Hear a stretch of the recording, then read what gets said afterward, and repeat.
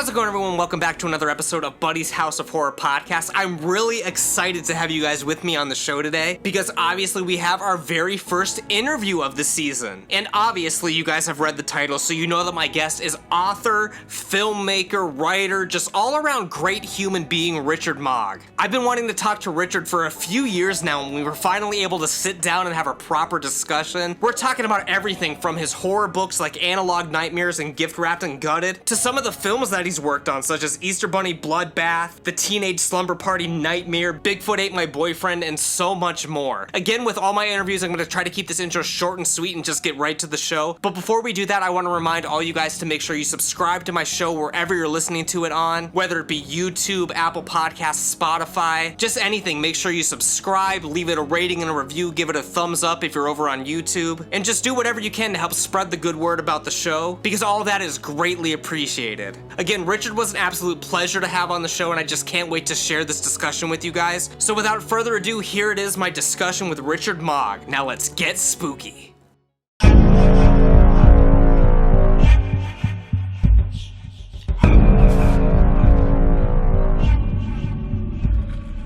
So last year, I actually had mutual friend of ours, Tony Mastiello, on the show to talk about his DVD line and all the amazing things that he's been doing. And I know you guys have worked together in the past. You've done some synopsises for his films, and you've worked on some other things. What can you tell me about getting to work with him and some of the things that you've collaborated with?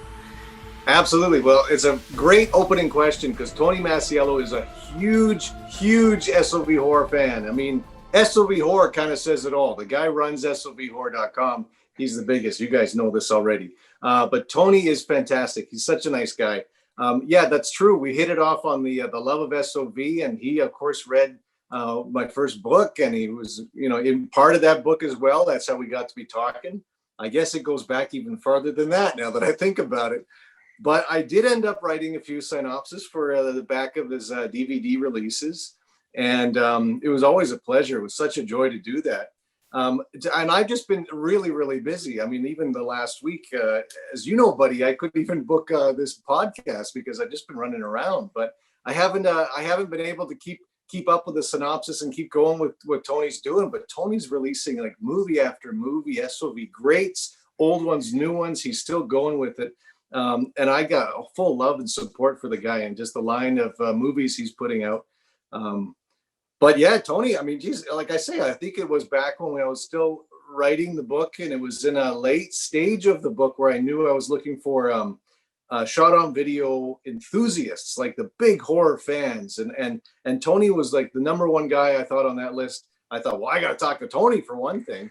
I remember, it's probably 10 or so, 11 years ago now, but I came across some early stuff of SOVs written online. Bleeding Skull had done a few things, and I slowly got into noticing Tony was putting up these SOV horror banners, and I thought it was going to be like this big movie, like a documentary or something, and I didn't know if it was like just the interviews he was doing, or was he doing write-ups as well. And so I started getting introduced to Tony when I think his website was still fairly new, but I didn't reach out to chat with him until probably a year or two after that. But Tony's the guy, everybody look it up, SOVhorror.com. Yeah, when it comes to SOV, he is one of the two names that come to mind. And you are the other name that comes to mind as one of the most knowledgeable people on shot on video films that are out there today.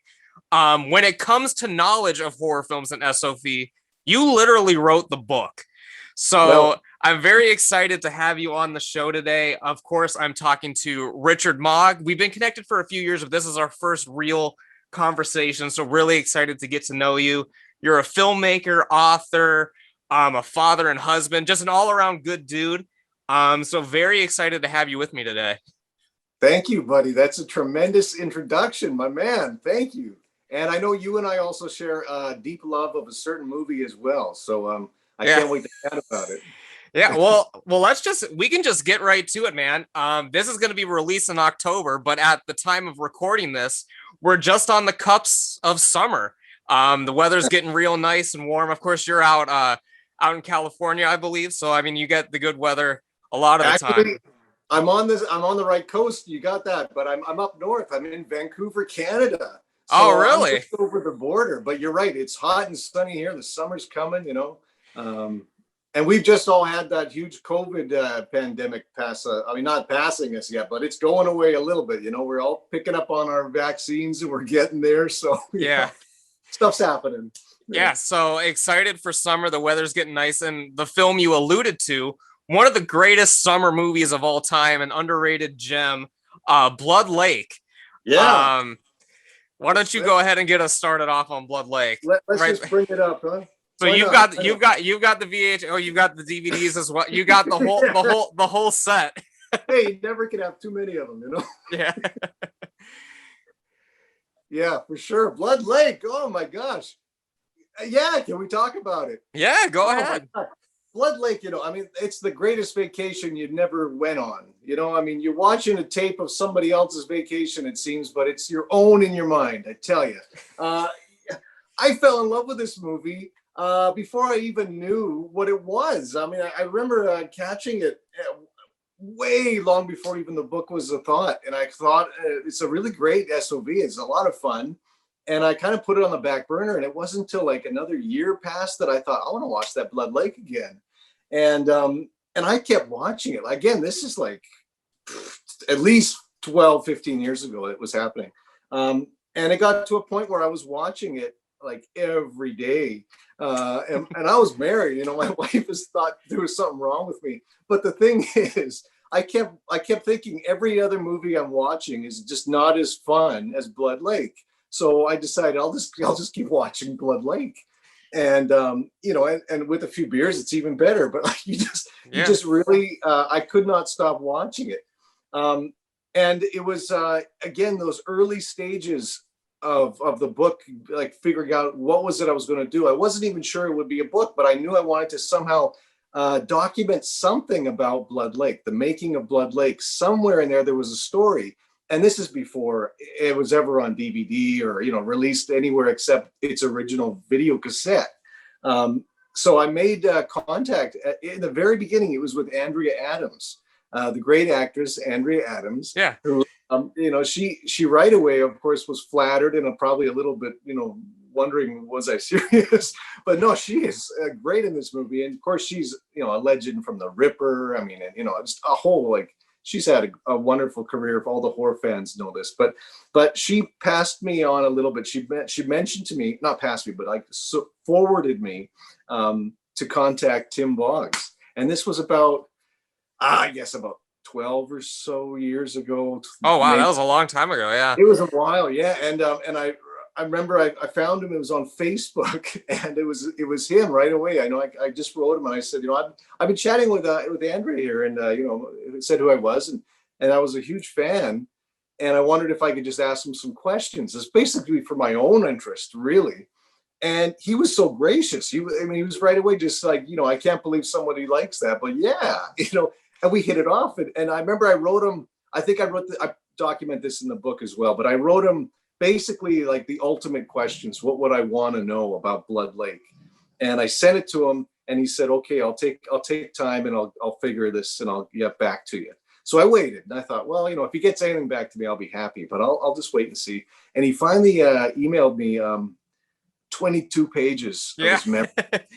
Just unfiltered, it was just like complete. And it wasn't just about Blood Lake. It was about everything. It was about his journey into filmmaking, everything, and large part, like 98% of what he wrote me, I tried to make sure is in the book. I only took out parts that I thought this is maybe beyond the scope of Blood Lake, to a point where we probably want to forget it. but because all memories are tainted with your good memories, your bad memories, but they all come together as the great memories of what something was. And that's what I really wanted to replicate in the book, is Tim's actual words, his memoir of what it was like. And I think I'm not 100%, but I'm pretty sure this was like the first time he had really gone through and documented himself about his whole experience about the movie, because he had not been really approached by really anybody in over a decade about Blood Lake, about anything involved in the movie. And that's what hit me off. As soon as I got that 22 pages back, and I thought, wow, this is much more than I ever would have expected. It's mammoth. And I thought the only place this could have been properly used was in a book, and not just any book, but a huge encyclopedia of like as many SOVs as you could put in there, So that was about it. I think the start of it, at least. Yeah, I had a similar experience with Tim. He's kind of one of those guys where he's willing to talk about it. Just all you got to do is ask. He's very gracious, very kind. I think he did mention when I had spoken to him that you were one of the first, if not the first people to reach out to him. Of course, he came on my show as well. And 2.5 hours later, I learned everything about Blood Lake, his life, the music he's doing, just everything. Just a real down to earth guy, very humble. Like as you said, like he was kind of like surprised that people wanted to talk about the silly little movie, quote unquote, that he made 30 years ago. Exactly. But yeah, I mean, I think the film's a trip, man. It's really fun. There's a lot of, I mean, it has its SOV isms in it. It has like the little goofy moments that you can laugh at. Little Tony, one of the greatest characters in film history, by my estimation. Oh my God. I didn't want to go completely over the top fanboy in the book about my recommendation of Blood Lake, but I absolutely love it. I've recommended it to my son's kindergarten teacher. I brought it to her, because there's so much honest love and fun in that movie. And you're right, Little Tony is the greatest character. The things he's saying in the movie are just, I mean, that's what I wish I could have said when I was his age, It was just fantastic. Everything about it is a pleasurable movie. It's got a killer soundtrack as well. Oh my God. And there's what's the interesting thing about Blood Lake, just if you don't mind me going off on the one tangent, is that every time I see it, I never get any of a negative mean-spiritedness with it, like it's a killer and he's killing people, and sure, he's tied them up in the shed at the end of the movie and stuff, but it's never so negative. Like it's not mean-spirited. Like it's almost like an uplifting movie because they're all having so much fun. I think that's what struck me about it, is just the feel-good feeling of Blood Lake. Yeah, it's a good time on the screen. It seems like, well, from Tim's story, it can be stressful at points, but I mean, you got to chill out with your friends in a cabin and water ski all day, basically, and hang out. Yeah. I mean, it's a document. Yeah. Totally. Yeah. But yeah, and then did you have, because I know, like, obviously with your book and your correspondence with Tim, it kind of put the movie back into the forefront. Obviously now it's easier to see than it ever was before. I featured it on my show, Lost on VHS, because at the time that was the only way to see it. But exactly. Now, but as we've seen now, it's on DVD, it's available, you can get it. Did you sort of have a part in getting this out into the world? Not in an actual DVD replication. No. Those guys were Bleeding Skull, I believe, or like AGFA. They put it out, AGFA. But if anything, what I hopefully helped is just getting it known to people, getting more exposure to the title, and then people could seek it out. But to get it actually released, widespread, accessible to people, that wasn't at all involved with me. And I'm just really supportive of those guys that did it. I mean, if anybody had seen it, I mean, I've owned it on VHS 3 times. One of them was brand new. I opened the seal on it, and it was a pretty amazing feeling. Yeah. But I just made like or I might have bought the cover, but it was a DVD rip, and for years that was the best I could do. And then I thought, well, my video cassette's better quality, so I ripped my own and all that. But just looking at the actual release, I'm holding it here, but it's like they actually went to the trouble of making some extras for it. The commentary's fantastic. They screened it live, and those guys, you deserve all the props. I'm happy with it, and I was being a very hard critic with all my video qualities. I kept thinking, I'll take the best 20 minutes of this version, make a composite cut, and I'll try to get this sound to be as good a quality as I can. But they knocked it out of the park. They did it. Those guys, Bleeding Skull and stuff. Yeah, 100%. Yeah. Yeah, it's a really, really fun time. Very excited for Tim. And have you had the opportunity to speak to Doug at all? Because I've reached out to him a few times and he'll like talk to you or whatever, but he says that he'll never want to do like a podcast or anything like that. But he'll answer your questions if you have questions. But Yeah. No. I'm very, very, very proud to be Facebook friends with Doug, and I know he has family, has two girls that graduated college, I believe, too. So certainly he is, he has a family man life. He's a father, and he's probably again miffed a little at the interest in a supposedly old forgotten movie, but I believe he's totally tickled pink with it. yeah, He's like he's thinking it's a laugh, man. It's a really good thrill to have these people interested, and and everybody I've spoken to about Blood Lake, I think the first reaction is, you got to be kidding me, and then they realize, no, he's actually serious. And no, I mean, I'm even friends with Tim Boggs' brother, and I believe that was mostly just because Tim and my experience in talking about Blood Lake and then understanding everything that tried to go on with it, and just common respect. I really, really, really feel like these movies were always made with heart, and as sometimes they didn't pull it off the way they wanted, but I mean, everybody put their effort into something, and how can you not like art and effort and people trying? I mean, that's wonderful. So yeah, that's part of the charm of it. Because a lot of times, like, because I mean, you've made films, I've made films. It's a miracle that any film gets made. And yeah, nowadays, I say this all the time, but nowadays it's easier than ever because everyone has a high definition video camera in their pocket that they carry around with them at all times. But back that's right. then, I mean, you really had to put the extra effort in, especially like getting distribution for some of these films. I mean, even with like Blood Lake, Tim talks about like, yeah, I mean, like the film technically isn't the best, but I mean, you got to have a good cover to sell it. You got to get Right, distribution and all that kind of stuff. So, right, yeah, absolutely. No, I yeah. totally agree with you. Today's world is a little easier to make the connections to get distribution. You can actually contact and hear back from companies or individuals that are able to put your things out, and you can independently release it as well if you want. But the downside, of course, is that everybody is now making a movie, which is like the marketplace is totally saturated with everybody's stuff. So you really have to make yours stand out even more than that.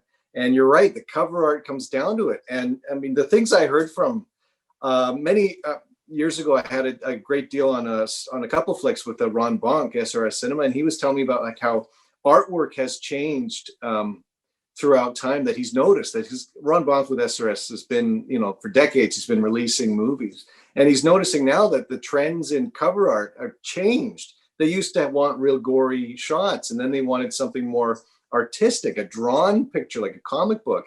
Now they, like places like Walmart, the big box stores, they want to have something that looks more, generically photoshopped.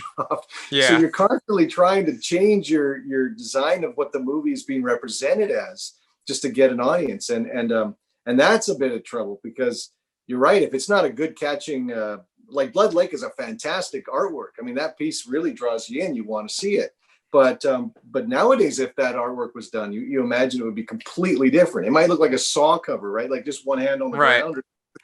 So yeah, it's a real big ball game. But there's such a marketplace now that everybody has a movie. So it's a real difficult game. But at least now the connections are open. People are willing to listen and screen your stuff.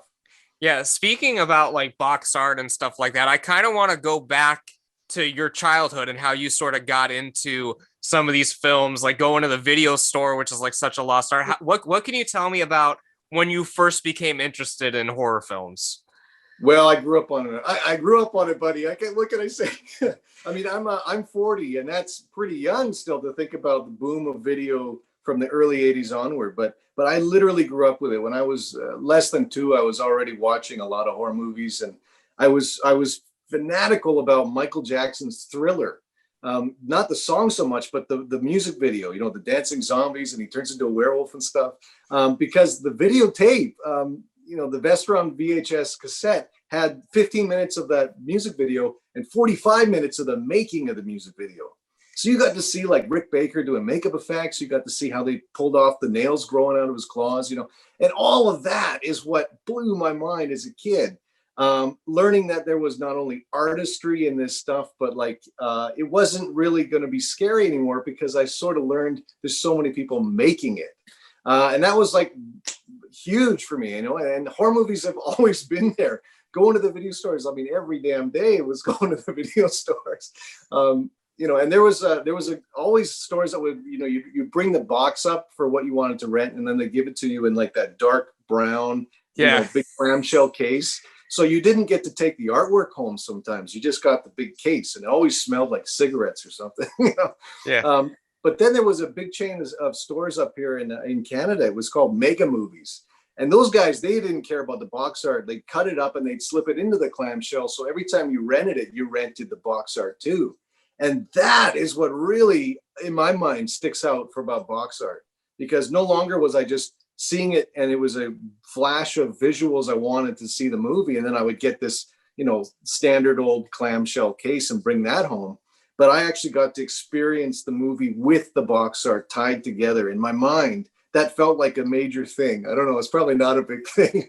Oh no, it sounds like because I mean, yeah, like where I grew up, like we had like Blockbuster and stuff like that. And I even worked at a Family Video. I'm not sure if they had those around where you were, but yeah, it was either just the generic case that'll say like Blockbuster on it, or like Family Video. It was just like a clear case, but you'd be able to see through it and see what the tape was or whatever. But oh, exactly. And the other thing I remember too, as younger, when I was a kid, was that they were not really those big chains around so much. They were always the mom and pop shops. And I knew the owners. And when I'd walk in, they would know me, and I knew what stores I could like kind of waddle around the corner and go in the adult section. Yeah. But then like when I was a teen and, later than that, there was the Blockbusters more.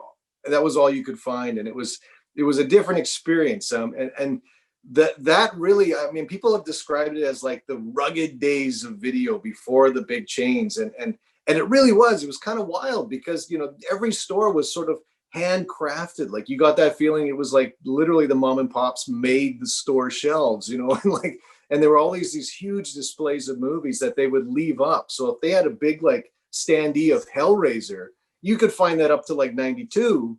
And it was like, from like already a 5-year-old cardboard standee, but it was Hellraiser. So they left it up in the corner of the store, so that was pretty cool. Yeah. Did you have any like certain movies that you would rent like over and over again? Oh God. Yeah, for sure. I mean, but they were always horror movies, right? So definitely it was the Toxic Avenger. I mean, that's horror comedy, but I mean, Trauma is a huge influence on me too. And just like, I always loved the Amityville Horror. Creep Show was huge. Jaws. I liked the creature features, I think, when I was younger, and then I was 8 and I saw The Exorcist, and I was convinced my sister is going to do that, like that's going to happen. Yeah. And that one was harder to like differentiate between makeup effects and reality, because I remember The Exorcist was like, it felt like a more of a documentary. It wasn't really structured as straight horror. It was a drama film with these horrific stuff in it. So it always, for that movie particularly, I always thought like, man, that one creeps me out, but I love the movie. I watch it all the time. So.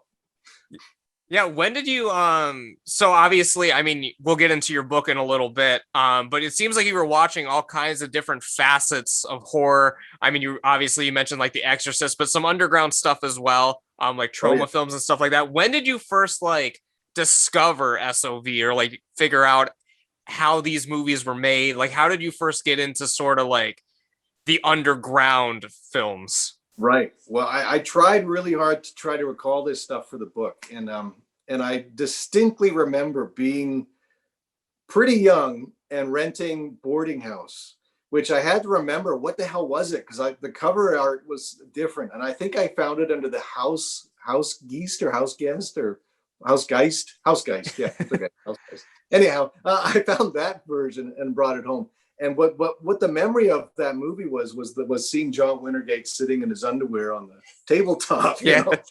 And that always stuck with me because the movie wasn't rewound all the way. So when I put it in, that was the first thing that came up.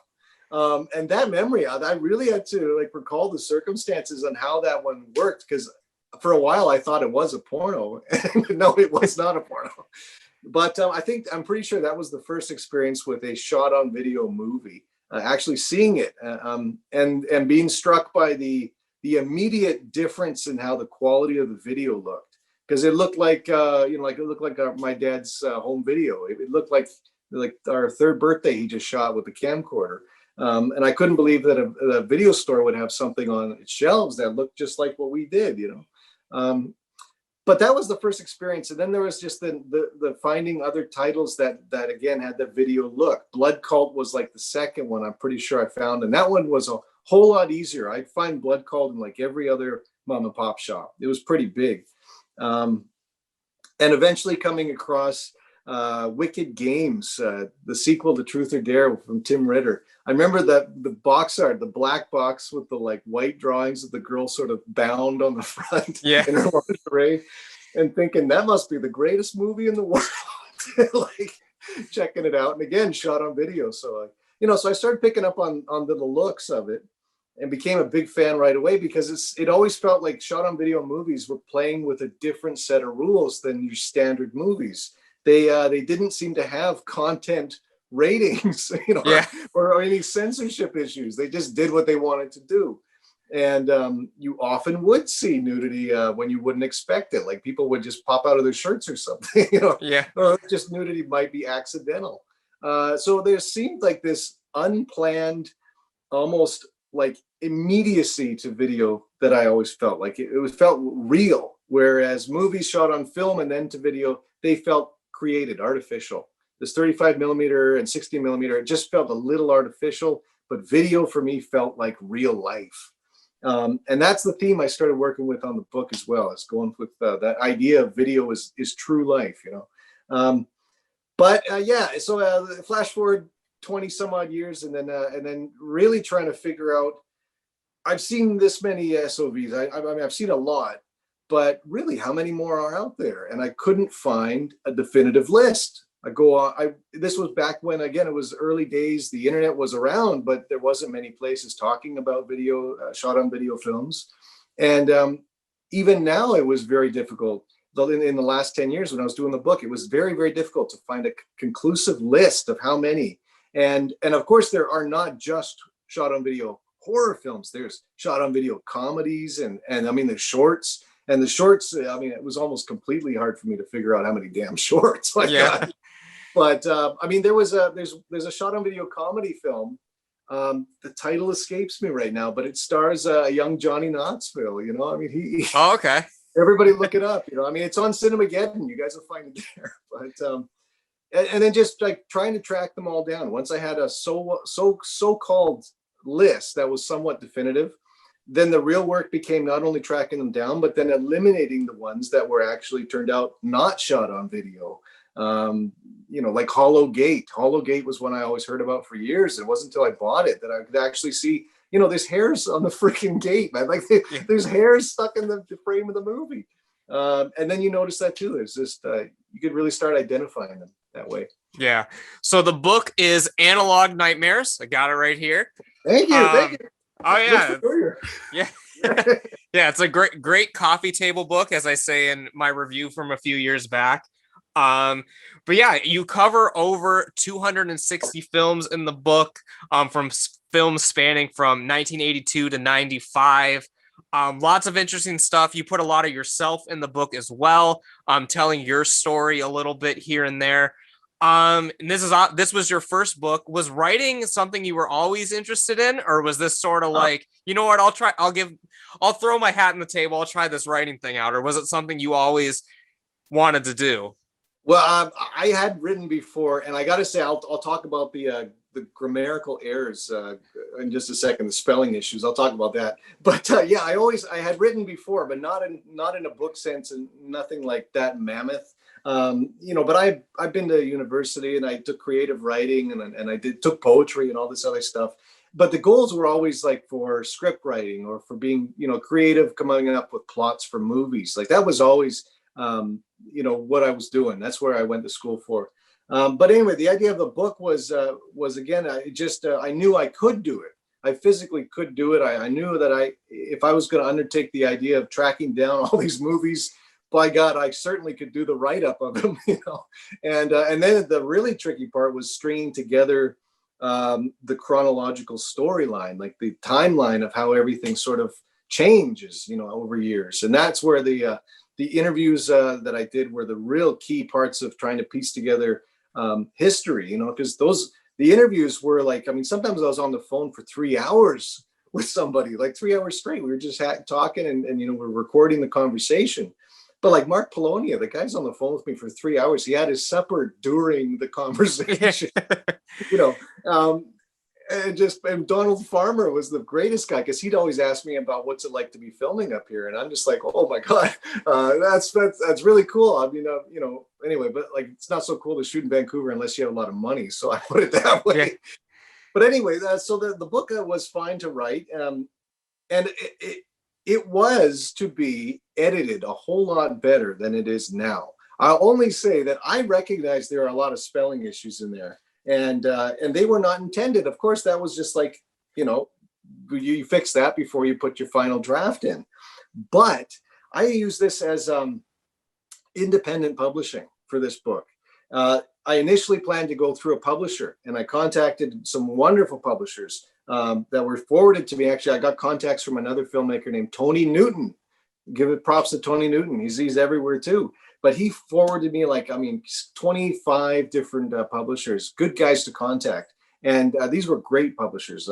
Stuff that you and I would definitely recognize, Fab Press and guys like this. But the issue I kept hearing back from them was that they have contracts already in place to put out books. So the timeline for when this book could be released was anywhere from a year to 3 years down the road. And that's what set me off into the idea of, my God, this is going to come out, and it's going to be after either I'm scooped on the idea, because somebody else will start looking into SOVs and maybe get there faster than me, or people might actually die before it gets out. Because certainly, we're looking back from 82 and upwards. People are nowadays, we're talking in their 70s and 80s for some people. I didn't want them to die before the book came out. I wanted them to see it. So I started talking to somebody else, another filmmaker, and he said, we looked into independent publishing. Long story short, I did get in with a company that was having difficulty. Every time I submitted the book in a PDF fashion, I submitted it to them, they would come back to me and say, well, we have some technical issues on certain pages that we are having margin problems. And they would not tell me what pages. So I'd go through and I'd start looking, well, what the hell are they talking about? Because I know my margins. The margins were all fine. And the issues that came up were only on when I phone called them. And they were saying, well, it's some of the pictures that are bleeding off the page, which is fine. But the artwork in the pictures are looking like letters. And I said, you gotta be freaking kidding me. Come on, like this is like a wave here and you think that's an S? Come on, that's silly. Well, again, they said like that's the real problem with this, the way it's having a issue. So for a month, long story short, sorry, buddy. Oh, no. For a month, I was going back and forth with them saying, okay, tell me all the pages you have issues with. I'll fix the artwork, and I'll maybe move something around, or I'll obscure it in some way. I think the big picture, the one you could tell there's some like text borders where it looks like static maybe around a photo, or there's some like, which one is it? I believe it's oh goodness me. There's certainly one poster art where I added box scratches to it to try to obscure the writing of text on the edges of a poster frame. I couldn't believe I had to do that, but I did. And it took a bloody month because they would tell me like a certain set of page numbers to go through, and I would go through them. And I was doing this myself on the time I was meant to be editing the text. And I'd send it back to them. I said, all right, cool, it's good to go. And they'd say, oh, well, we found like more pages that we didn't tell you about the first time. And the problem was that the book was so big, I guess their freaking editor who was looking at it had not gone through the book in its entirety to tell me all the pages. So that ate up my whole month that was meant to be going through the dialogue, the spelling and all that. And anyway, long story short, I'm sorry about this, but it's almost poetic justice, because just like a horror SOV, it shows your lumps and where you tried and failed too, but it's the effort. And, I regret that the mistakes are there, but then again, I am proud of the book, so I kind of try to forget about the mistakes. And like as you say, I mean, it sort of adds to the charm because I mean, you're watching these SOVs, you might see a boom mic here and there, this and that, so it sort of adds to the whole vibe. So I wouldn't beat yourself up about it. Poetic justice. What can you say? So how long were you? Well, let's start with. So the book is not only a history of the films, but as you said, you've got reviews in there, you've got interviews in there. How hard was it to sort of track some of these people down, and how long were you? What was sort of your process? Like, how long did this thing take to put together? Right. Very good questions. These are questions I have not been asked, by the way. I got to say, these are good questions, buddy. Yeah, the idea of the interviews, of course, I knew I would have them. So I knew I had to start right away in the early stages, trying to make contacts, trying to find people. And Facebook was a beautiful thing. That Facebook allowed me to connect with people because I'm in Vancouver, Canada. That's not far out of the States, but it is over the border. So it is difficult to personally interact with people and just fly everywhere and meet everyone. So Facebook was really for me a great tool. And I quickly made connections with, like, again, Mark Polonia, Donald Farmer, Doug Stone, for Emeritus Productions. I kept asking, is it Emeritus or is it Emeritus? He's like, I'm pretty sure it's Emeritus. So I was like, wow, that's great. But Doug Stone is such a gentleman. I was really struck by with him speaking again 3.5 hours on the phone. It just that was such a boost of encouragement with that particular interview with Doug, because he and I we hit, like, I could tell he was a little standoffish because he's had a lot of success in voice work and in doing characters. Like, he did a few of the main characters out of Mask, M-A-S-K, the 80s cartoon, and he's done a lot of voices on the Metal Gear games and stuff. And so he's had a lot of fans, anime fans. So when I said to him, no, I'm sorry, Doug, I'm really interested in your work from 30 years ago when you were to be shot on video movies. And he was like thinking I was joking. He couldn't believe it. But anyhow, so Doug and I mean, that is just the most, in my mind, that was just such a wonderful time talking with Doug. And he's been a gentleman ever since. But I had to use Facebook to get early contacts with a lot of people, writing them what I was doing, writing them what the book was about, and then contacting them directly about their specific work. And then through different connections, I was able to make other connections. So, like I said before, Andrea Adams is what helped put me forth to Tim Boggs, and and then Tim Boggs led me to Doug, and it's all of that is what sort of circular kept me going, because everybody was excited about this idea that these movies were going to be finally looked at and talked about, and enjoyed. I think that was probably the biggest thing, was the tone I was after. It was not about making any fun of these movies. It wasn't about being negative or dragging on them. It was about celebrating them. It was about these guys poured their all. At the time, that's all they had, and that was art, and that was the whole focus of the book, was celebrating. So yeah. Anyway, long story short, I talked for a long time. Just making the contacts of interviews. I think the first on phone interview I did was with Mark Polonia, and I was a huge Polonia Brothers fan. So it was like a really wonderful conversation.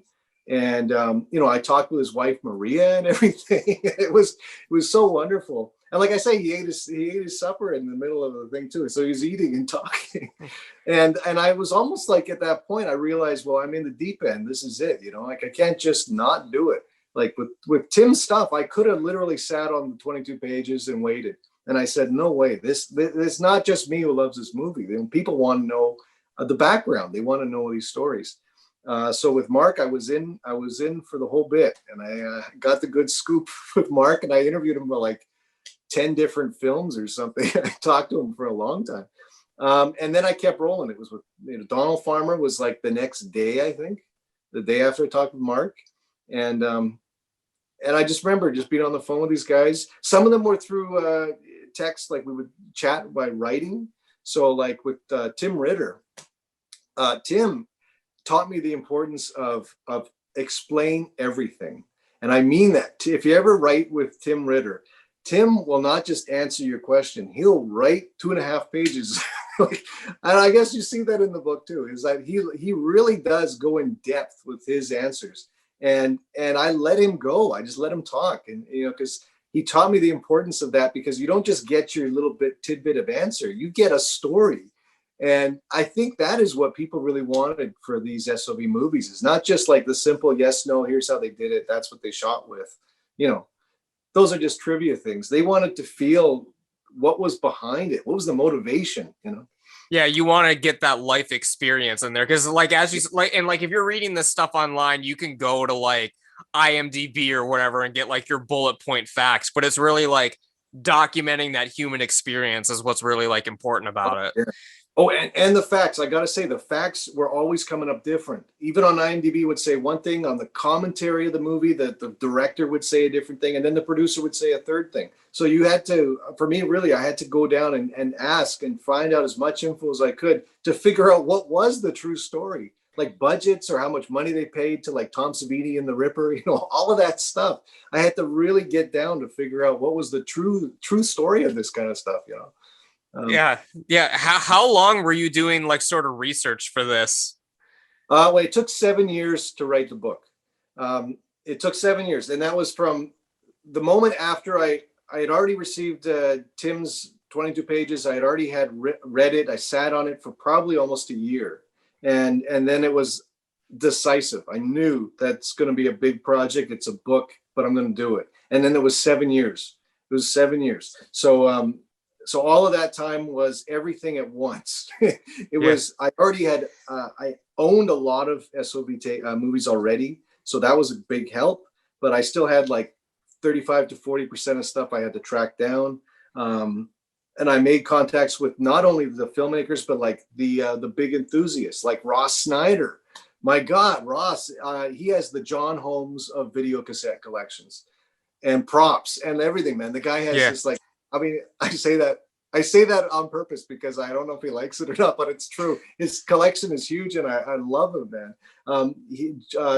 Ross actually took his phone and he videotaped his shelves in slow motion, like not slow, but I mean just enough so I could read the spines of everything. And whatever I saw on his shelves, I would say, "Oh man, I really need a copy of that." And he was able to run me off a copy, and he'd mail it to me. I mean, we didn't trust like WeTransfer or something like that. Yeah. So all of it was in the post, and it was just like an experience that I'm so happy it happened, because not only like for myself to be able to view these movies that I'd heard about almost in legend, didn't know, movies that I was learning about that I never knew existed, and then of course, meeting the people that actually made them. I describe it as meeting all your heroes. It really is the truth, because these movies I grew up on watching, like all this guy's work, like Mark Polonia, Donald Farmer. How can you not be fans of Tim Ritter? Like all of these guys, Joel D. Winecoop. I mean, like that guy has influenced me in more ways I can tell. It's just amazing. But then to be able to chat with them and to talk about how they themselves were young and didn't have money, or they worked together to start their careers this way, or they tried it and gave up and never thought anybody would see it again. Those stories were important.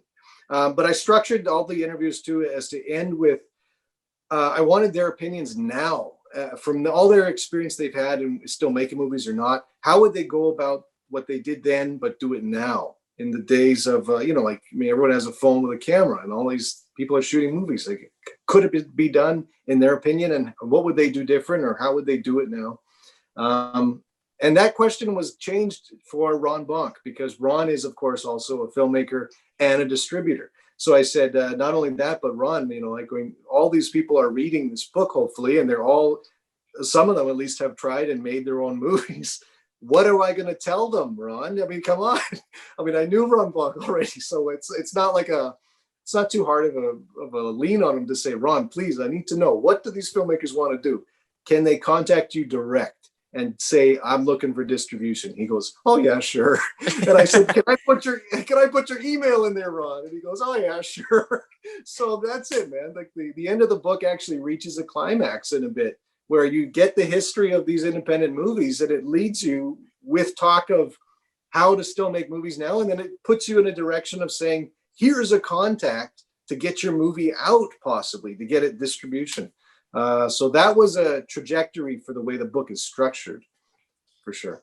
Yeah, and I've said this in many times before, but I've considered the book in a coffee table book sort of way. Like, it's not kind of the book I recommend people to just sort of blow through in one sitting.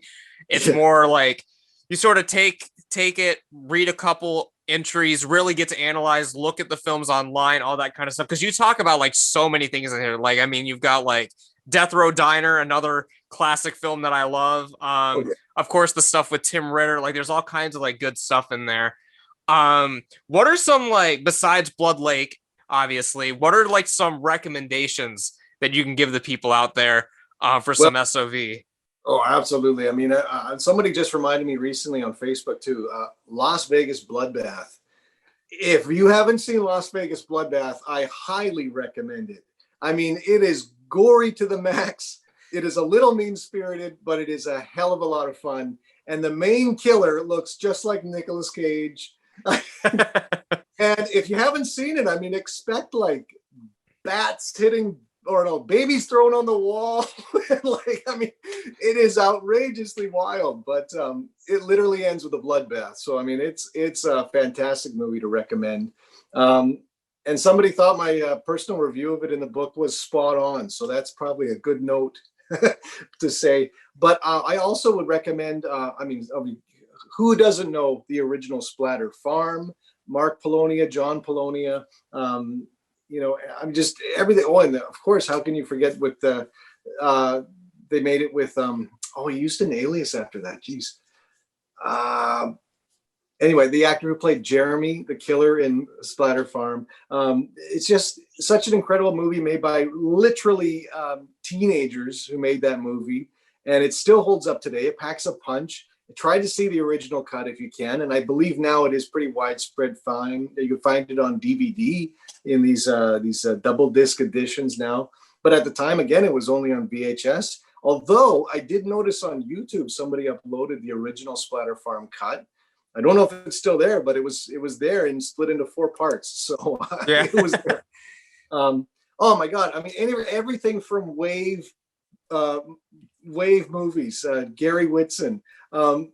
Wave is something that I did not really know until I got into it for the book. I had been aware of Wave, and of course I'd seen, like Phil Herman movies, and I've seen other guys that have worked with Wave. But whoever who doesn't know what a Wave movie is, it's a fairly low budget, shot on video, even today, shot on digital video camcorders, and they almost always have strangling or drowning or some type of a fetishy kind of thing with their leading ladies. And it's not just that they have them strangled or drowned or what have you, but the strangling and the drowning, what have you, lasts for about 15-20 minutes a scene. So you get lots of shots of squirming and like the legs are kicking and all that stuff.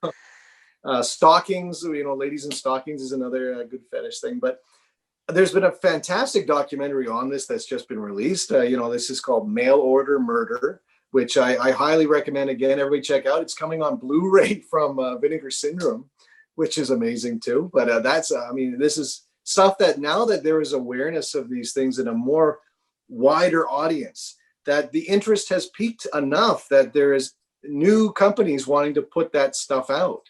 And that's what's beautiful about this idea of bringing light to these shot on video relics. Really, these are relics of a time. But anyhow, Wave Pictures, you got to look at everything from Wave. I mean, they have hundreds of movies, shorts and feature lengths, but they are always enjoyable. I found, Gary is a nice guy. He used to be a teacher. If you can believe it, he used to be a teacher. But he gave it up because his movie business was making money enough that he could sustain himself by making movies. That is a success story. I mean, that's amazing. And I worked with Gary after we did this book. We put out a movie ourselves. Him and I became his customer for his custom mail order movies. Then that was the Gift Wrapped and Gutted. It was a Christmas film. But yeah, anything from Wave Pictures, because their movies are fetishy and yet enjoyable, because you get to just sort of see actresses and actors, trying their best to look like they're drowning and strangled and all that. I could go on, buddy. There's so many movies.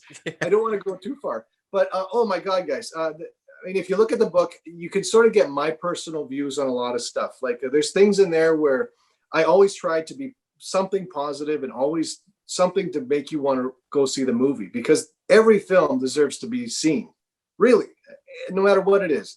But there was one film in there that I just could not get over how bad it was. And it was because I think that I have a feeling like somebody threw in a bunch of ideas and they just thought, yeah, and they threw it all together. And it was that, I mean, it was written in, oh God, what was the language? But it's that vegetable space monster one. Oh yeah. I'll look it up again if I need to, but yeah, definitely that one. It threw me off because it was a great sounding movie. The opening was good, and then suddenly everybody was eating shit. I'm like, what the hell happened to this movie?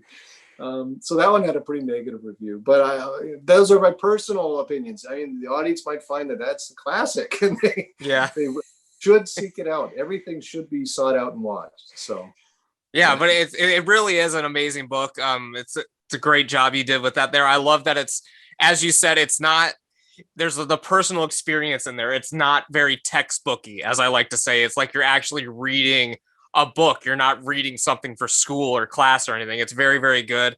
And you mentioned the film version of another one of your works by the same name, Gift Wrapped and Gutted. Oh, thank you. Yeah. Of course, yeah. I didn't have a copy here. Yeah, the trashiest Christmas horror movies ever made. What can you tell me about this one? Well, this one, actually, this is really important that it was the second book, because I did not ever think about this book before. When I was doing Analog Nightmares, it was not in my foresight of what I would do next. But what happened after Analog Nightmares is I was so saturated in shot on video movies, I almost couldn't watch anything on TV anymore. It was just like the world seemed analog to me. And I say this, I dream in analog, because that became a reality.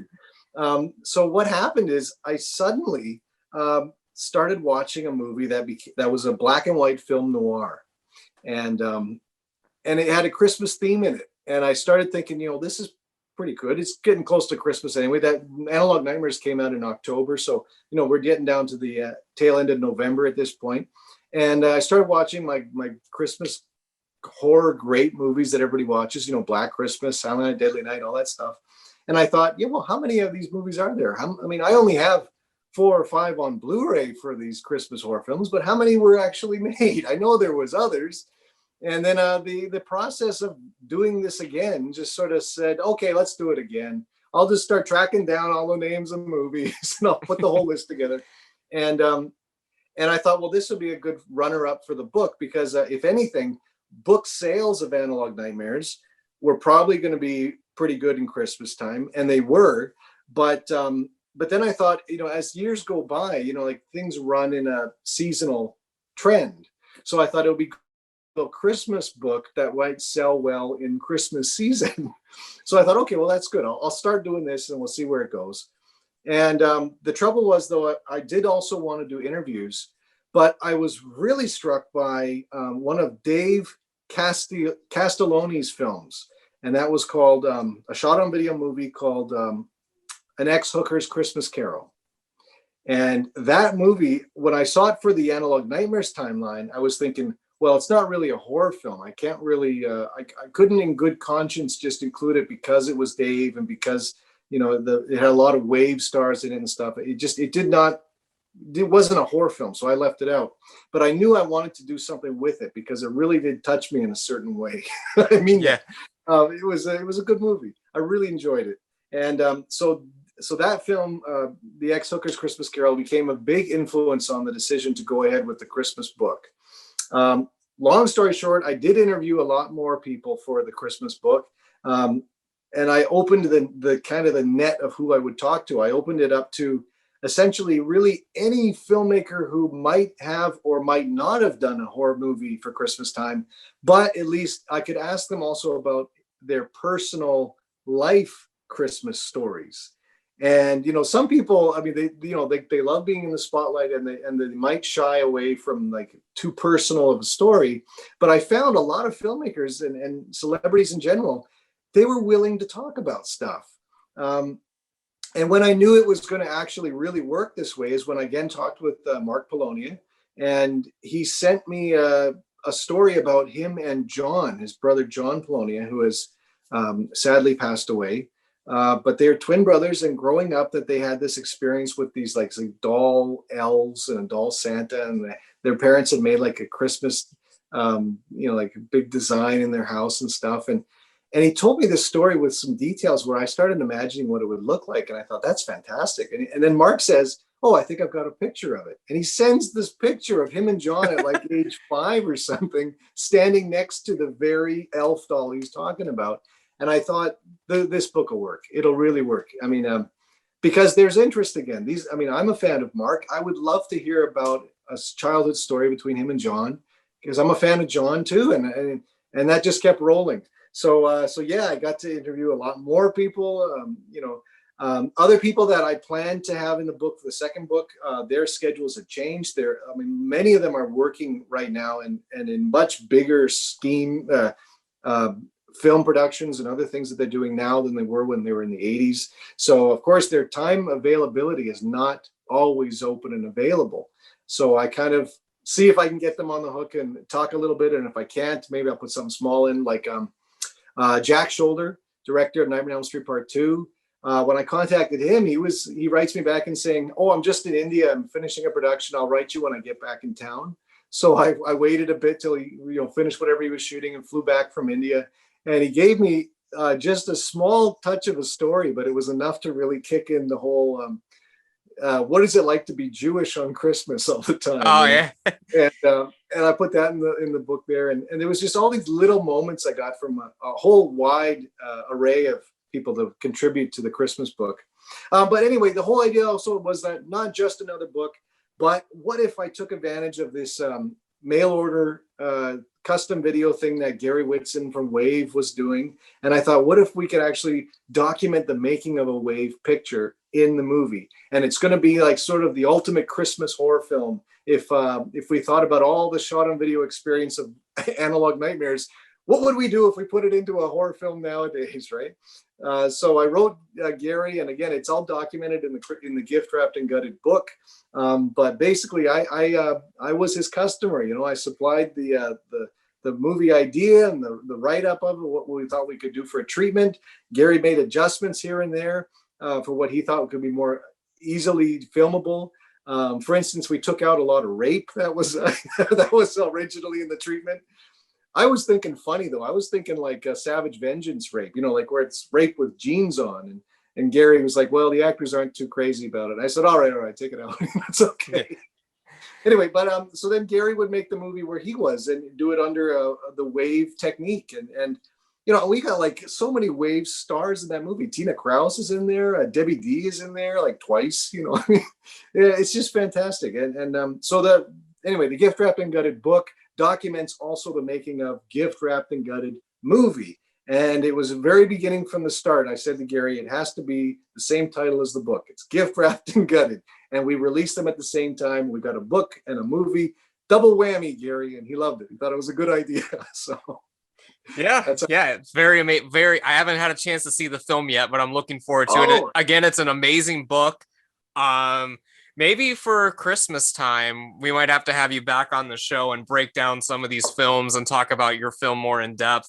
That's fun to do. But yeah, as you said, you've not only written books, you've made films as well. You've directed features, you've had shorts. I would love for you to tell me about some of your films. You've got some amazing titles of some of them. I'm looking forward to hear a little bit about the stuff that you've made. Thank you. Yeah, well, it's peanut stuff. It's made with almost no money, and that's sort of the trick. But I went to film school. I always knew I wanted to make movies. And after high school, I just worked for many years, about at least 5 years. I just went and worked. And I went back to university, or college first, then university. So I was a mature student at the time. I was already older than a lot of my colleagues in class.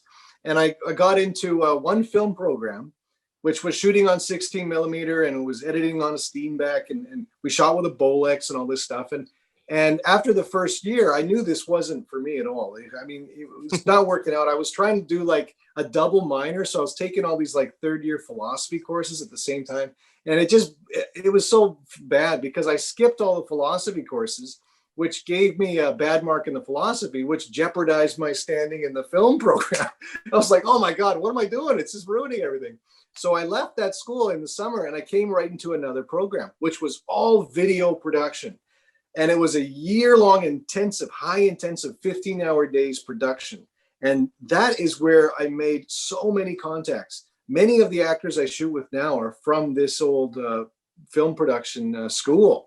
And I met like actors and writers and other filmmakers that I still am in touch with today. And that really is the benefit of the film school. I mean, film school can tell you technique, they can teach you how to do things, but you still need to have heart and drive and motivation to make your movies. And you don't need to go to film school for that. But what I was able to do was make the connections with people. And when I finished and graduated, I graduated in 2008 from this film production, my second film school. and I already had an arrangement to buy a lot of video equipment. So I bought my own HD cam, a nice big 2-footer. I bought like the boom mic, I bought a dolly, I bought lights. I had all this gear. And it was like a few years after that the school that I graduated from contacted me. They said, Rich, we know you're shooting with this stuff. You keep making the movies, you know, and somebody must be watching them. I mean, they're giving me a compliment. They said, well, we're buying all this new gear. So, you know, what do we have all this old gear. Would you be interested? And for like a year, I kept saying, yeah, I'd be interested. We're talking like 5 more cameras. I mean, real nice quality stuff, like all this gear. And I said, how much you looking for? And they go, cheap, cheap, cheap. Well, finally, I waited so long that they just said to me, you know what, Rich, we want to clear out our cupboards. You know, just drive your van up here and we'll fill you up. We'll give you. And I got all the damn gear from the school. I couldn't believe it. I mean, my whole freaking car was filled. I got like 5 more cameras and all this stuff. So, I mean, I gave things to my other graduate, members, the alumni and stuff. Like I was giving cameras and light gear and, because I can't, I mean, all this stuff is not just mine. It's everybody's who went there, right? But that experience is what really gave me the boost. I was already making movies, but it just told me, if you keep with it, you're going to keep making movies and people are going to like them and want to support you. So that's my personal with it. But making movies came out of film school right out of the gate. As soon as I graduated, the next month I was doing a short film called New Release. And it isn't very good. It's like a video violence kind of thing, without the gore, but I shot it with members of the same film program. And I worked at the time at a video store. So I had after hours from midnight to like 7 a.m. Usually the place is all locked up. No one's there. Well, I had the keys. The owner it was just the owner and me working there. So he's like, yeah, sure. You can spend the night and shoot a movie in here. So that's what we did. We shot this short film a month out of film school on our own. And I said, right after that experience, I said, well, you know what? We can just do a feature exactly the same way. It might cost more, but let's freaking do it. And that's sort of how I've been able to do everything. As I say, let's just freaking do it. So we did the Easter Bunny Bloodbath, which was our first feature film. That was done in 2010. And we rented a cabin. It was about probably a two-hour drive out of town into this more rural area, mountains and rivers and stuff. And we rented this really like this cabin I'd found online. It was like painted green and very unique looking. So we rented that location. Well, we rented cars to travel, like 2 luxury cars to get there. Bought all the food and beer and drinks and stuff. But then I quickly learned more about producing because, they teach you producing in film school too, but you got to keep an eye on the money, and the places the money really goes is food and places to stay. Well, thankfully we were staying at the cabin and shooting in the daytime. So that was an expense that was easily to figure out, but the food and the renting of the cars is what the big expense was. So that movie was not a lot of money. I mean, it was like $3,000-4,000, but the big expense, like a third of it was for the food and a third of it was for the cars and stuff. And the cars show up on screen, but it's not worth that much money to show them up on screen for like 2 seconds, right? So it just taught me a lot. And the idea of making movies and learning as you go is the whole push of what I really try to do. We also developed a style the more we kept shooting. And at this point, I've shot about 9 feature films and a mess of shorts. I don't know how many, a handful of shorts, like quite a bit. And the shorts are in anthology pictures. You can buy the anthology and you'll see one of our shorts pop up. But what I kept doing was the more we shot productions, we developed a style. And the style I like to say is called awkwardly aware. And what I mean by that is we're not like gonzo, in your face. We're not mugging for the camera. We're not doing that kind of stuff. But there's that moments in, like, say, The Office, the TV show The Office, where there's that moment where somebody, the camera will look at somebody and maybe zoom in on them, and that's the reaction shot. The actor maybe doesn't have to do anything. It's just a momentary camera move to give you the reaction. And it's a moment of catching the actor unprepared. So that's what the kind of thing I like to do, is really put in mistakes in movies. And that's what I've worked with, is trying to get people when they were not prepared, and accent a performance with that sort of unpreparedness level. Again, it goes back to the shot on video a bit. But like, I've worked with some really talented, fantastic actors that have done big Hollywood productions. And I've worked with some that are starting out for the very first time on camera. And I have the most fun with the brand new actors, because they'll give me what I don't expect. That's fantastic. But the professional actors will give you exactly what you need. And then I find I still will try to add in something that they don't know I was filming, or some type of mistake, to help offset the perfection that they've given me. But then again, they're not really wild movies. They're more just that awkward kind of movie. More like zany setups, but regular characters, I would say. I wouldn't go so far as, again, not to be mugging, not to be making funny noises all the time. No one is purposely acting a certain way to be bad, bad on purpose. But instead, the situation is more what's calling for this crazy, zany kind of situation, I guess. But anyway, I'll give you a quick rundown if you like. There was the Easter Bunny bloodbath, which became really well seen. It was seen in Vietnam, of all places. I played in a couple festivals. I did a local screening. I rented a local theater and we screened it for the cast and crew. Sean Phillips, blogger Sean Phillips, was a early champion of the movie. Like, he wanted, he right away asked if he could see it. It was before I even had it released. And I was like, yeah, that sounds pretty good. So I sent him like probably 10 different versions of freaking Easter Bunny bloodbath, because I wasn't done editing yet. So I had done what I had done and sent them an early rough cut. And then I was like, oh, I've edited it more, Sean. And I'd send him another copy. And he'd like watch this, but like over the time, I was like, oh, Sean, I added more stuff.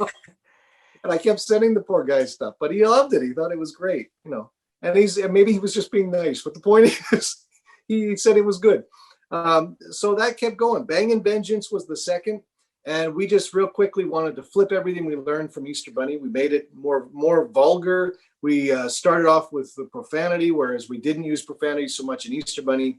But the trouble is, I'm not a really vulgar guy. Like, I don't even myself do a lot of profanity, and so it was a bit of a funny joke to see me try to be really grindhousey hardcore, and it was not. So since then, I've edited a better version of Bangin' Vengeance, where I put in a bunch more nudity into the movie. I put in all these naked breasts, because I have all this new footage of breasts, because I was shooting a mock. Well, not really mock. I shot a porno, which is not being released, but I shot a porno and I had all this great footage. I'll get to that. But anyway, the third film we did right after Bangin' is never been released. And that's only because right after the tail end of production, I found out I was pregnant. I have 2 kids now, but at the time I found out I was pregnant with my first. And that meant that I had to move. My wife and I had to move to a new place. I had to get a better job. So I switched job positions. All this stuff came up because of the whole getting pregnant and having a baby. And the sidelining, unfortunately, was the editing of the third movie. But that film is I'm right now working on, and it's fucking, it's fantastic. It's called Hot Chicks Blast Uranus. And, oh, yeah. It is fantastic. It's the first time I ever shot with nudity. That's in the movie. It has girls running around in their underwear and like G-strings. It has fuzzy pink alien puppets that are from Uranus. The people get infected with these aliens and they get attacked later on. There's so many things going on in this movie. It was actually shot as a musical, but frankly, nobody could really sing very well. So I'm going to have to do some work with the singing. There was just so many things. I've got model effects in there. There's just so many things. So, and the movie is benefiting now because I'm editing it now, and I have much more experience on how to do things much better, I think. So it's definitely, when that comes out, man, I got to send you a copy, buddy. Oh, yeah. It's probably like the penultimate Rick Mo production. It's kick-ass, really. It's pretty good. And it has, stars in there from a long time ago and new stars too. So there's stuff I've added to it since I shot the main production. I'll go real quick now. Tell me if I'm going too long here. Oh, no, you're fine. No. Oh, thank you. Well, since you brought it up, since you have a lot more experience, you shot the Easter Bunny Bloodbath about 10 years ago or so. And then just recently you've released the sequel. So what can you sort of tell me about sort of revisiting sort of that source material and coming at it with new eyes and 10 years of experience doing this sort of thing? Well, thank you. That's a good prompt to ask, because the Easter Bunny 2 was actually shot in 2016. And I didn't get to finish the editing of it because at that point I was still writing these books. So again, after production of Easter 2, I thought, well, I'm either going to do the books now or not, because I had the opportunity to start them. So that one got released 2020. And Easter Bunny 2, the whole experience of that, trying to revisit, like you say, what I had done in the beginning, it was a engaging thing. It made you feel like you wanted to do it. You wanted to re-explore the old music tracks, and you wanted to try to film things in a similar way and try to get the same cast back after a long time. And many of those cast members have now had kids of themselves. Their lives have changed. They're maybe not acting anymore, So it very much was a challenge. But the idea was, I know we can do this because we just finished Bigfoot Ate My Boyfriend. And that was our fifth film. Bigfoot was, I call it the all-star picture, because not only did I have past actors with new actors, but for the first time, everything I had written down and thought was going to be great in pre-planning actually turned out as good or better in production. And then the final edit really did maintain that consistency, where I felt satisfied at every step of the turn with Bigfoot. And I thought we really pulled this one out. I thought, because the idea of shooting in the woods for the whole friggin' movie was going to be difficult. But I was so inspired by Legend of Boggy Creek. I thought, when you don't have Bigfoot on the screen, you see the bushes blowing in the wind, you hear the wind. I thought that's going to be a character. The forest will be a character. Everybody thought I was nuts. And I said, no way, that's going to be great. So maybe I am nuts. But the point is, we got the movie done. And I was able to do it the way I always thought it would be done. So I thought consistency was great. So then we went right into the Easter Bunny 2. The only real problem was that the main actress of Easter Bunny 1, Megan Kinsley, she's Lisa. She kills the bunny at the end. She has her tummy supposedly ripped out and her fetus gets torn out and it's left bleeding in an Easter basket, half gnawed on. Anyway, so we brought that character back, but Megan had stopped acting at this time. She was in Bigfoot in a very small capacity, but that's because she came to shoot where we were for like half an hour, and I really talked her into staying with us for 4 hours. I kind of just pulled the magic on her. I said, no, Megan, you're already here. Come on. Well, you could come with us into the woods. Come on, baby. You can. I was trying my best. So, but Megan really stopped acting. So to do her, to get her to be the lead in Easter Bunny 2 was sort of like a no-go. It wouldn't work. And she's now had kids herself, so it wouldn't really work. But by that time, I was already shooting with the queen of Rick Mo Productions, Caitlin L. Yurku. And Caitlin is always a very well-trained and willing to take risks kind of actor. So as soon as I said, you're playing somebody else, but don't worry, they had their face ripped off. You'll be fine. She was all with it. She was great. So, but Caitlin I met her on the Hot Chicks one. In fact, Caitlin is the one who did the nudity shot for me in that movie. So she is the one who does the topless scene in the movie. We've never shot nudity since. Well, we did shoot nudity since then. But anyway, that was a great meeting experience because her and I hit it off really, really well at that point. And we've been working on a lot of stuff ever since. I mean, she was been in shorts and features and everything else. In fact, she met her now husband making Teenage Slumber Party Nightmare. Oh, well, there you go. Yeah. I mean, so you're Cupid in a sense. Well, I mean, what can I say? It's freaking awesome, right? Yeah. But anyway, so yeah, that was it. To make the sequel, the only real deal was that like the bunny suit had been trashed after the first movie, so I had to get a new bunny suit, and it was really difficult to get something that was exact. Like the mask part is the defining bit, and it was so hard to get something exact. And I didn't want to have it made because that would just cost too much. But I found a very close imitation, and then we just rolled with that for part 2. But the idea was basically if you're having somebody who had their face ripped off in part 1 and their fetus torn out, you know, they're probably going to be the killer in part 2. So like that was pretty easy to write at that point, you know. But yeah, that was great. So that was the only time I've done a full true sequel. But it also is a sequel to Bigfoot Ate My Boyfriend, because we brought back the Bigfoot hunter from that first movie. Kirk Manawira is the actor. He plays John Sarius, the federal Bigfoot investigator. And the great thing about John Sarius is that he has no dick. Bigfoot tore it off. So he has this constant need for revenge. But Kirk's performance has always been mundane. Like Kirk is not a professional actor. I should say that. He's not trained professionally at all. I met Kirk in an office building where I worked. And I thought, man, you should be an actor. You're a star, man. And I don't know if he believed me, but I put him in as the voodoo doctor in Massage Parlor of Death. And he was all just, oodoo gada. And he was really good. So I figured, shit, you got to be the lead in the next movie. You know? So he's just been rolling. And Kirk is like the king of Rickmo Productions now. He knows exactly what it is I'm looking for. I don't have to rehearse for these guys. I just tell them, you know, this is what I would like you to do, and this is what I'd like you to say. Kirk and I just shot something like 2 weeks ago in my back patio here because we needed a filler scene in the Hot Chicks. So we're doubling 2 other actors that we already have shot the movie with from years ago. So Kirk and I are sitting there trying to be these other actors.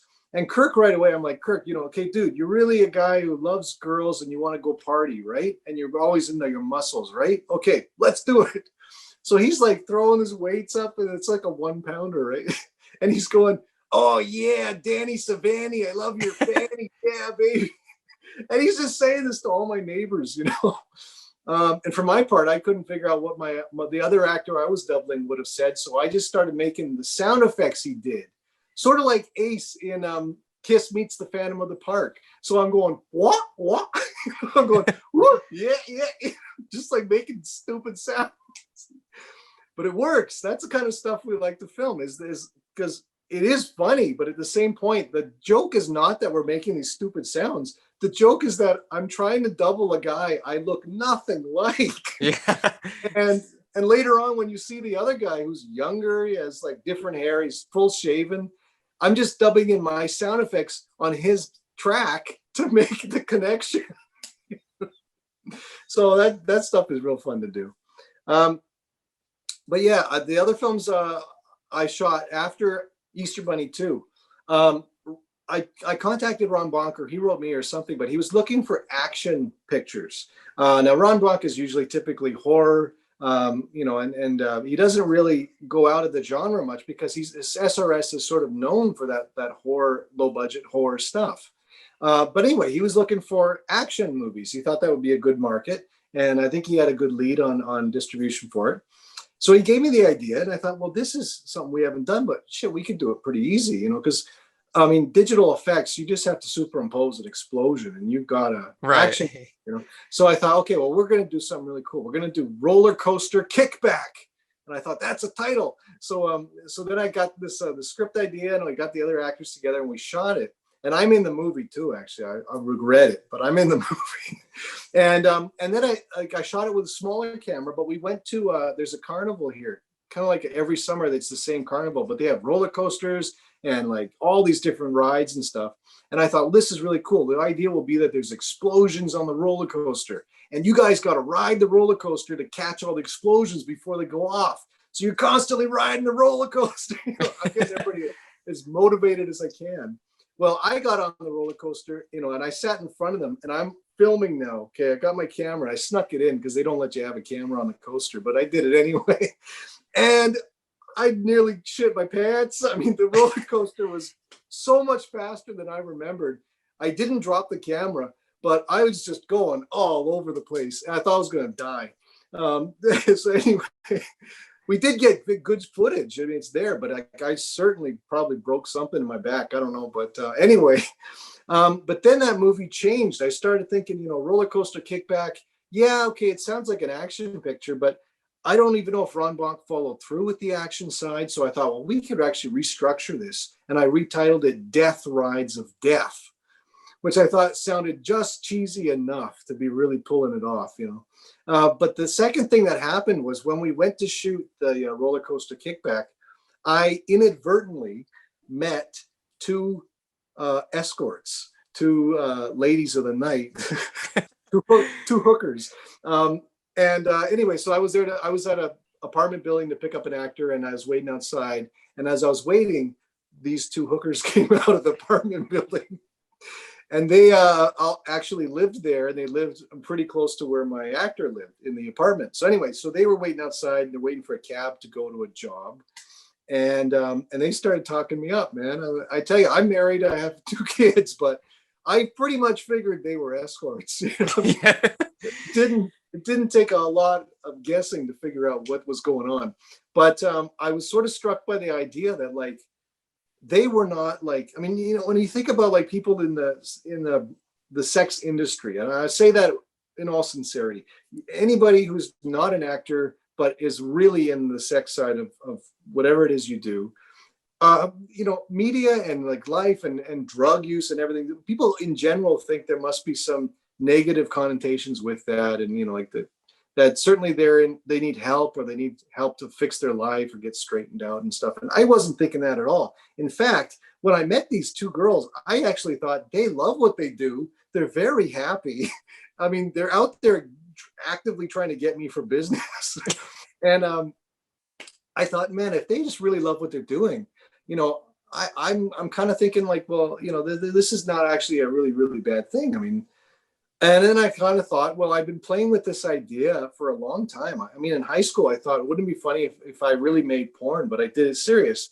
What if I tried it and like no drugs, nothing like that, no coercions. Everybody's there because they want to be there. And it's only like just to have fun and make a movie that you enjoy. And frankly, I got through the pandemic by watching 70s smut. So I've been watching all the classics, Bob Chin movies. I mean, John Holmes for Real. I've been watching, these guys, they were fun movies because they feel like 80s sex comedies. They just happen to have some actual screwing in them. But the idea was nobody feels bad about this. There was never like a feeling of shame in a movie. Everyone was celebrated. They were all like, and in the 70s, like they were treated like stars, the golden age of porn. And I thought, well, this is something you can definitely bring back, but it has to be the right filmmaker. It's got to be a guy who doesn't get, or a woman, but it's got to be someone who doesn't get offended, doesn't feel like there's some negativity, who's always uplifting, who supports people. And I thought, I kind of talked myself into the idea of saying, what if I did a freaking porno? And I wrote a filmmaker, a colleague of mine, a friend that we've been talking for years, Sean Donahue, out in Gator Blade Films. He's in Florida. He put out the first release of Bigfoot Ate My Boyfriend. And I said, Sean, what do you think about this? Because Sean had mentioned to me before, like in Florida, of course, a lot of porn is made in Florida now. And he thought it was hilarious. He says, Mogg goes XXX. I mean, my God, if anybody could, it would be great. So I sort of talked myself into this idea. So I hired an escort to do this movie. But I must say up front, there is no sex in the movie. No one's having sex in the movie. This is a scoop, man. I didn't ever reveal this thing. It was the idea behind the idea of the porno is that I would say it's a Rick Moe porno. I mean, full stop. You got to put your name on it. Why would you do it if you just want to put an alias on it? I mean, you could, but say, no, it's directed by Richard Mogg. It's a Rick Moe porno. And the idea, though, was that it is filmed so badly that you think they're having sex. You're sure of it. You can see the penetration in your mind, but the camera is like up on an elbow. It's like moving around. It's too zoomed in. And that was my gag. I thought, this is it. Make a really funny movie, tie in the roller coaster kickback footage, and mix it into a certain way that it's a storyline you follow. It's a great like storyline that gives you a laugh. But the sex scenes, you'll see maybe nudity, but you won't actually ever see XXX stuff. And that's because we didn't actually do it. But also you're left wondering, did they do it? And maybe he's just really terrible with the camera. And that was the gag, man. So we did shoot it. And the only thing is that, like I say, I mean, I've got a wife and kids, and I started thinking about it, and I thought, I don't know if that's the trajectory I want to take the movies in, you know.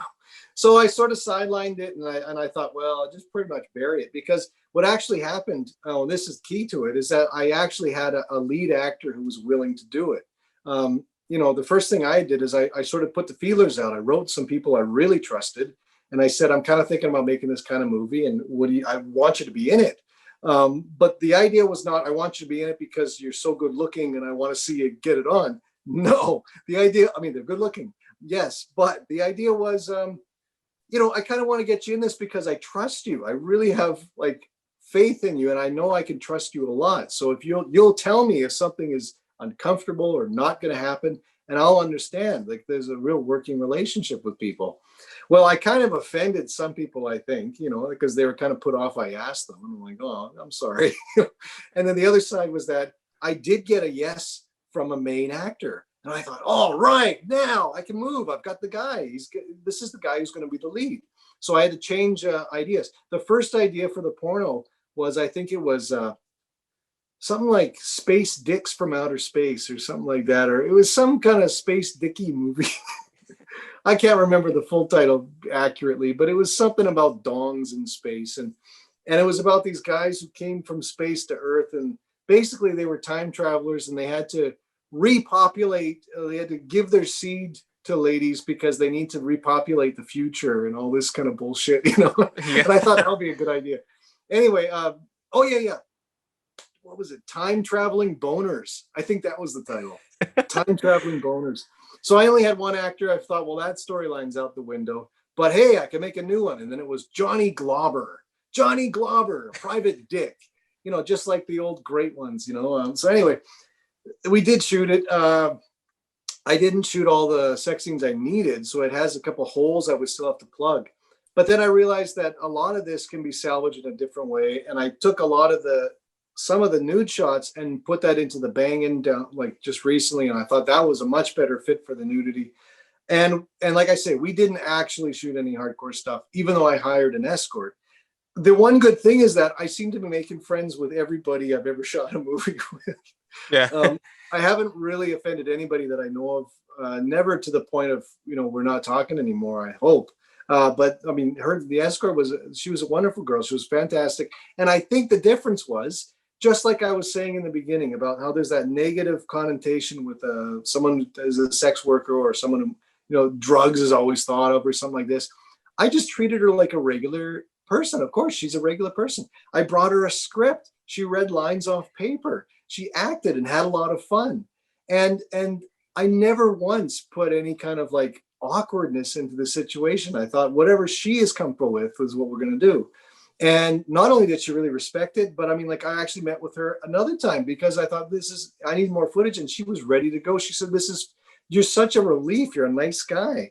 Because the secret is, and it's probably no secret, even someone as an escort is acting all the time because they have to act for their profession. Right. I mean, this is a little bit of a deep conversation, buddy. I'm sorry. Oh, no. Anyway, so we got along pretty well, and like I say, I mean, it's all about respect, and you know, you have to value people's time for what they're doing for a movie. But anyway, yeah, if you're willing to go on for one more, or of course, yeah, I'll just say, yeah.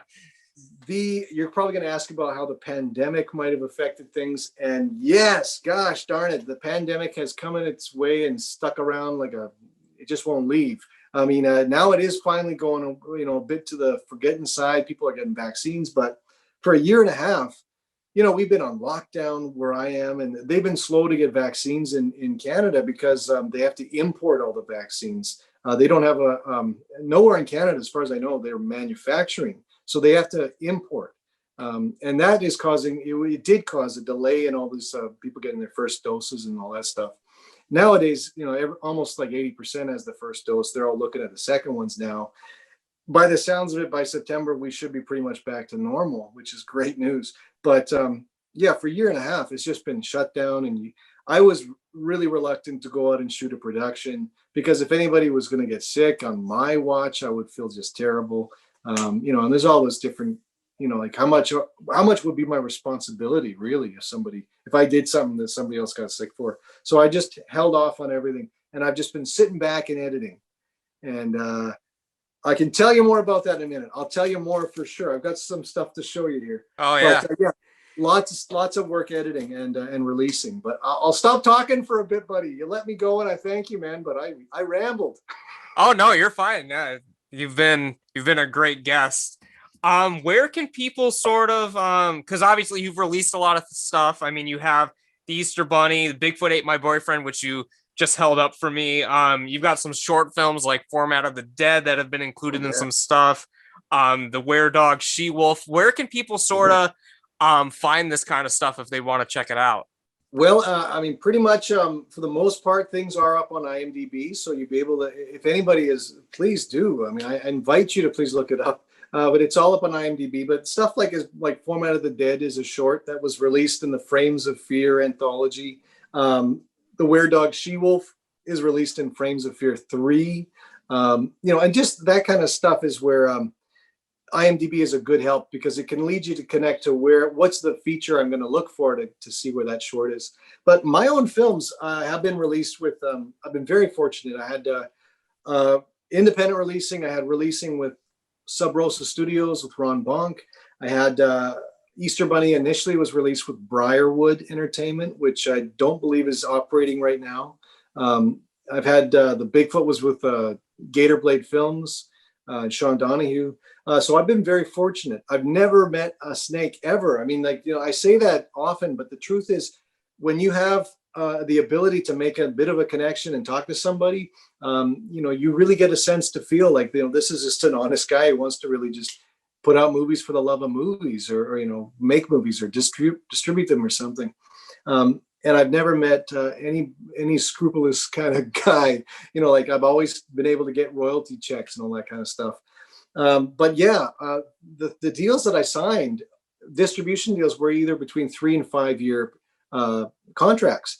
So the distribution rights have all now reverted back to me, which is a fantastic situation. And that's this happened just like a month or two before the COVID pandemic had hit, which was a very lucky timing because suddenly, not only did I have the rights to do something else with the films in my own capacity, but I was stuck at a point at home where I knew I wasn't really wanting to go out and film. And that's where I got the idea of not only re-releasing them in my own label and in an independent releasing that was just purely Rick Mo production stuff, but also the opportunity to remaster them, to go back and fix things that I knew I either wanted to do or had become problems. And in some cases, like the Massage Parlor of Death. Massage Parlor of Death is like our biggest release. It certainly made the most money film-wise in royalty checks. And I get a lot of feedback from Massage Parlor of Death. For a while, I almost thought it was unwatchable. I'm like, oh my God. Although things like the music I put in there, I'm like, oh, it grates my ears, but it's pitch perfect for what I was hoping to do. So it works. But anyway, I really, really love that movie. I've just come to sort of adopt it again, I guess. But I noticed on the first release, there was some type of frame rate error. And I don't know what caused it. I have a guess because the master files were already deinterlaced, and it might have been deinterlaced a second time before they went out to the mass release. And that's what maybe caused this issue where it looked like instead of smooth movement, it looked more like a little bit of stutter. Oh, okay. Movement. Yeah. Just a frame rate thing. So I went back and I really quickly was able to fix that and release a brand new version of that. I improved the sound quality in a lot of movies where I just felt like the levels were just too low. So I boosted them up. And then I was adding certain sound effects where I knew like this, if it was punctuated, I mean, not like a George Lucas way at all, but like, I mean, if we just had a bit of a, big punctuation on the sound there or something, like that would have sold the moment better. And then, so that's the kind of stuff I did. And that was really only with Teenage Slumber Party Nightmare, where it even says in the back, newly remastered sound, because I really did go through that one and heighten it, But truthfully, the encodes, the visual quality was just all around 100% better. The first release of Bigfoot Ate My Boyfriend was a terrible encode, I gotta say, and it's my fault. That's what I provided to Gator Blade, and it's all my fault. At the time, I thought something just seems off. It doesn't look as crisp as I have seen it become before. My other past exports were doing great, but something with Bigfoot just, I don't know if it was all the trees and that just caused like a lot of issues for it, but the encode didn't seem as crisp. So I went back right from the original master this time, and I redid the encode on that one. And it's much better. I mean, it's not only that, but I also redid the introduction where there was like a mock drive-in introduction. Well, at the time I threw that together because I just had the clips. And I thought, well, this is sort of what I was hoping to. But now I've actually gone back and made it the actual way I always wanted it to be.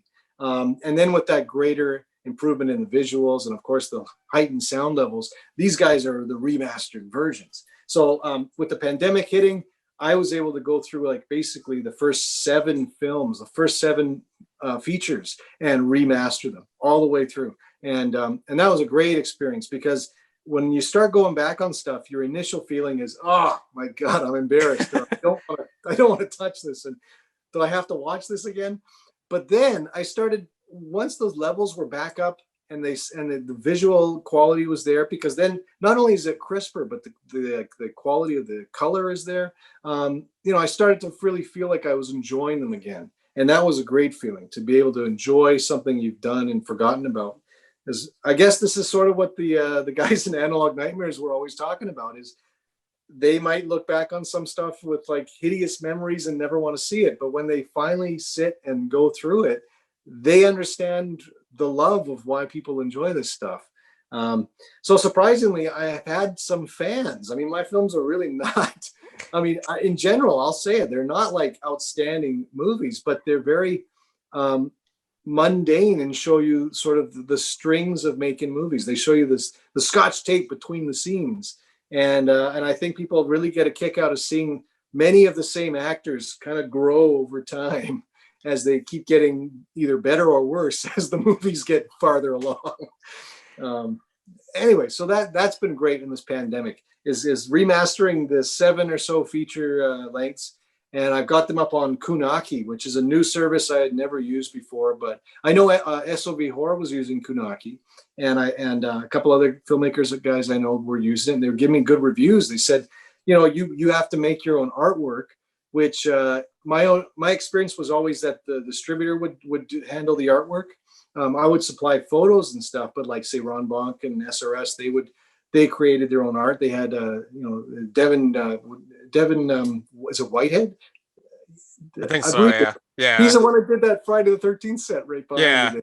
Yeah. He's a fantastic artist. He's done like so amazing on everything he touches. But he had done the original Teenage Slumber Party Nightmare and the original Massage Parlor of Death artwork. And that was, it just blew me away. And look at what I did. I think it looks pretty good. Yeah. And I can tell you, I ain't no Devin Whitehead here. I'm not an artist, right? But I tried to match at least the Slumber Party Nightmare of Slumber Party Massacre colors and all that stuff, But anyway, so that's true. You did have to supply your own artwork, but what you supplied in terms of the film and the files of the DVD and all that stuff, it was replicated. What you gave them is what they put out, and that was what was of interest to me, because if I was going to correct some issues like the frame rate and stuff that I don't even know where that came from, I wanted to make sure it really was corrected this time. So yeah, the stuff that's on Kunaki is seal of approval, Rick Moe, man. It's his best. It's as good as it's going to get, guys. This is super good. And like I said, there's a bunch of nudity in that Bang and Vengeance too. So, Yeah. And I'll make sure to leave some links down below in the description where people can pick up the books, pick up the movies, all that good stuff. Sort of as we wind down here, What can we look forward to from you next? I mean, you said the vaccines are coming out. You're hoping pretty soon things are going to be getting back to normal. You got any scripts you're working on? Anything in the Oh yeah, future? I got a couple of things. So yeah, I'm looking at probably the second dose in the next couple of weeks. So that'll be really happy, you know, because productions can be probably done even right now, even at that point. I mean, most people are out shooting productions. They just, you know, take some safety precautions if you need to. So I'm looking very optimistic at this point that as long as the other actors are comfortable, we could go out and shoot tomorrow as far as I'm ready to go. But yes, there are productions lined up. I've always wanted to make a film noir since I was doing that, the Gift Wrapped and Gutted book. And I don't know if it's the right decision to do that first. I think it might be better to wait on that as the next second production, because I do want to do it black and white. And I'd want to have like a lot of that noir stuff you might see. I don't know if a lot of fans would know film noir really. I didn't think it was such a cool thing until I really sat and watched them. But basically, they are very dark visually, inky blacks. Like, but that doesn't mean it's a boring black and white movie. It's highlighted with lots of things, and you could see everything. It's not like you're sort of like, what's going on? No, you can see everything. But it's the attitude in the frame. It's the cigarette smoke. It's the way love relationships happen. They usually happen with maybe some violence, and there's always a murder. There's always either a serial killer or something causing murders. And there could be a theft or a heist going on. So anyway, I'm really intrigued with this stuff, and I'd love to shoot a film noir. I was thinking of a title, a working title, as I don't want to tell you actually. I mean, I'll tell you anyway. It's called The Night Bleeds Noir. And I thought, you know, for a serial killer movie, that could be cool. It tells you it's a noir in the title, which might throw people off. But then again, to shoot it black and white you're going to lose a lot of your audience. It's just kind of a fact that, you know, people want color. And they want to see blood reds, you know. So I'm thinking, like, if I did it in color, would it feel the same to me? Maybe I could do one and make it black and white version and a color version. I don't know. So I think that'll be the second production. What I've got ready lined up is something I've been actually doing this whole pandemic. It's a cockroach movie. I've been collecting prop cockroaches for a year and a freaking half, and I've got a lot of them. I have tiny cockroaches. I have medium cockroaches. I have robotic cockroaches. I have this big of a cockroach. And I even have one that's it's probably about 4 foot long. I have some massive cockroaches, and they're not real cockroaches, but the point is they're props. And the idea was I'm going to be making a cockroach movie, and a little bit in the Ed Wood Bride of the Monster feeling to it, because I also have a cockroach suit where I know a damsel in distress is going to have to be dressed up as the bride of the cockroach. But yeah, I mean, this cockroach thing is probably going to be the next one, because I can tie in a lot of COVID atmosphere into it. Use COVID as a result of, say, if the cockroaches were genetically engineered by, say, a scientist or something, maybe a result of his experiments has been this mass leak of cockroach gas, and that's why everybody is wearing these masks everywhere you go. And then, you know, you don't really worry about walking around in a mask and all this, because if it's on camera, it's following the plot, you know. Right. Yeah. Whatever it is we got, make it part of the plot, you know. So that's a good idea.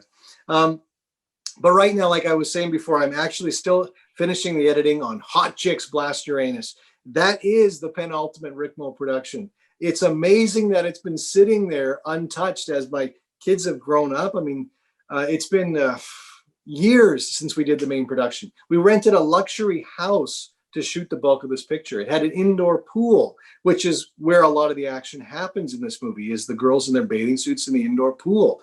Like I said, nudity, singing, it's got alien puppets, girls in their underwear, it's all that stuff. And I sat on it, and it was just, the momentum was gone because I was raising kids.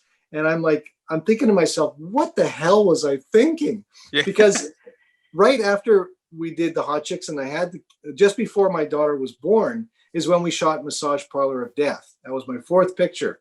And we shot that in the room that was to be the baby's room. I just redressed it as this really cheap looking massage parlor room. And that's an opportunity film. Those films, you say to yourself, I can't shoot this after something happens, but I've got the time now. I can get this done. And it's an opportunity. You just redress, you get things together, you get the cast, and you quickly shoot. And that was done. And I could even edit it before the baby was born. But that, because of that opportunity, it ate up any possible window I had to really go back to Hot Chicks. And I've just been rolling ever since. Whereas every opportunity, hey, we got an opportunity. The school, like the teachers were on strike with this movie, Slumber Party Nightmare. The teachers here were on strike, so schools had shut down. So the teachers would be out picketing, in the daytime. Well, the thing is, they picket for a bit and then they would go somewhere. And I think they would go to their union houses or something like this. So what I did was I thought, well, this is great because there's this really, really like almost like a California looking high school, but it's an elementary school here, old brick building. And this is a location. I mean, this is something that we can shoot at right now. There's no teachers, there's no kids. We can do it, guys. And we weren't worried about a permit. We just, we went up. It's the old SOV way. We went up and we just, we shot. And we just took advantage. And that's what you have to do as an independent filmmaker is you take advantage and you just roll with opportunities as they come. So yeah, now I'm finally buckling down. I'm editing that Hot Chicks. I really was struggling with the idea of what am I going to superimpose for the main spacey stuff. There's meteors in that movie and there are spaceships in that movie. But it's Earth-based. So what am I going to use? I shot all the template stuff. I shot the big master wide shots of the sky and all that stuff with the intention of now this is where the meteor goes. Well, any fool can put a little meteor that just goes from one side of the screen to the other and it's falling down, right? You make it get bigger as it falls. Looks like it lands to the ground. Well, I didn't want it to look just like how anybody could do it. I want it to look more like somebody is holding a string and it's dangling as it comes down. Yeah. So I thought, okay, well, I'll do that. I'll dangle it on a green screen and then I'll green screen that dangling onto the screen of the movie. And it'll look even better than what somebody could do the perfect way. And sure enough, it does. It looks super cheesy and it works. So the main spaceship is, I mean, I don't really want to tell you, but I will. It's a tampon container. It's a it has a string holding it up, and it's a tampon applicator coming down. And that's because it fits that theme of the movie and it fits the tone of the movie. But it took me a while to figure out. I could just have any old spaceship fly down. I mean, we could put the Enterprise in there. I mean, obviously we can't for the rights, right? But you could literally do those things. What would actually make it work? What would make it unique? A tampon applicator. Yeah. Because it's called Hot Chicks Blast Your Anus anyway. And, why not go with the joke? So, I mean, so there's those little kind of things. You'll see the movie, I hope, buddy. I'm excited for it. Okay. So that's really what's been going on. I'm ready to go shoot, though, I tell you. I am also, if you really would like to know, there is a third writing project coming up soon. I'd like to shoot the next production first, though, before I nail into it. But the idea was floated to me a few times about turning the movies we've done into novels.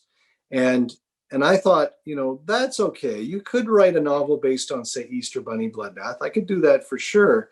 But I think what I'm going to do instead is write it with all that sex and nudity I always intended to put in that movie, and I couldn't shoot it at the time. So now, I mean, it's like an X-rated book, I mean, it's got all that stuff. The gore is out of sight. I mean, it's just incredible. So if I'm turning the movies into novels, they're going to have some spice in them because, you got to have something that the audience is going to want to read. I mean, it's going to be as best as they can be.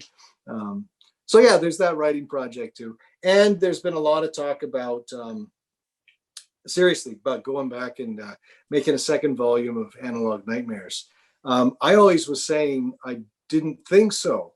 The years of Analog Nightmares was purposeful. It was the 82, which is unanimously the start of when you would see these shot on video feature-length horror films.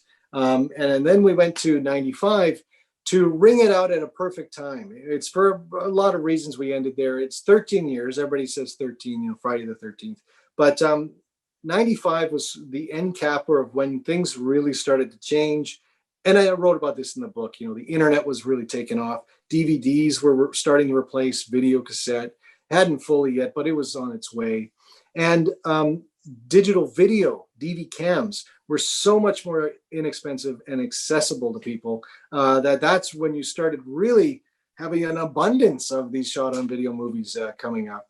And the idea of going into that phase of looking into 95 beyond, it was not as attractive to me as the analog stuff, the really beginning analog stuff in the 80s and 90s. Because I mean, it would really be hard to get all the titles that would be necessary because so much stuff had come out.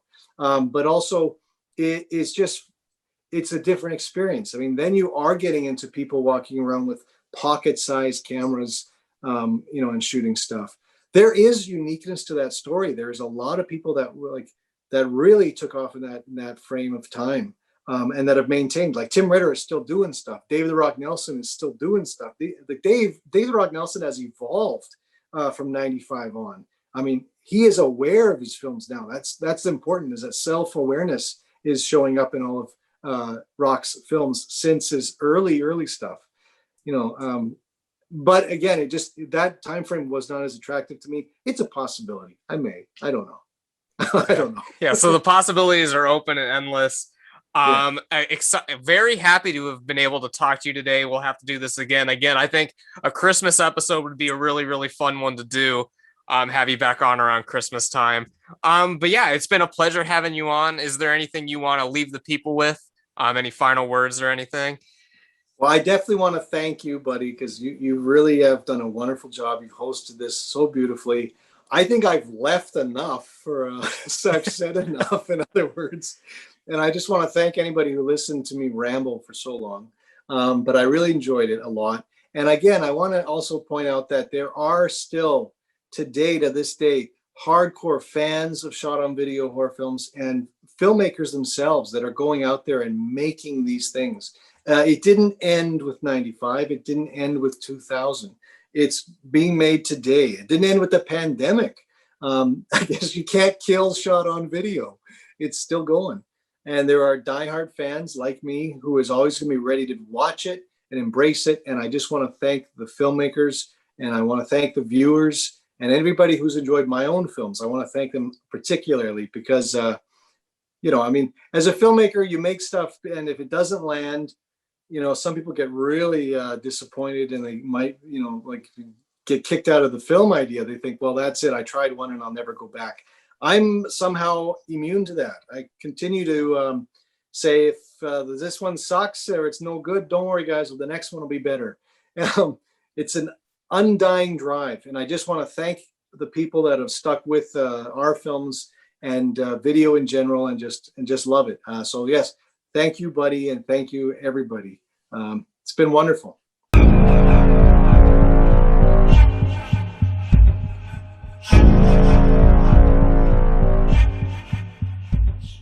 Well, that's about it for this time, you guys. I hope you enjoyed my interview with Richard Mogg. Again, if you guys have any follow-up questions or things you want us to talk about if we have him on the show again, please let me know down in the comment section below. Tweet to me, Facebook message me. Just get in contact with me any way you guys can. And I will see you back over on YouTube tomorrow for another episode of the House of Horror. So as always, you guys, take care and stay spooky.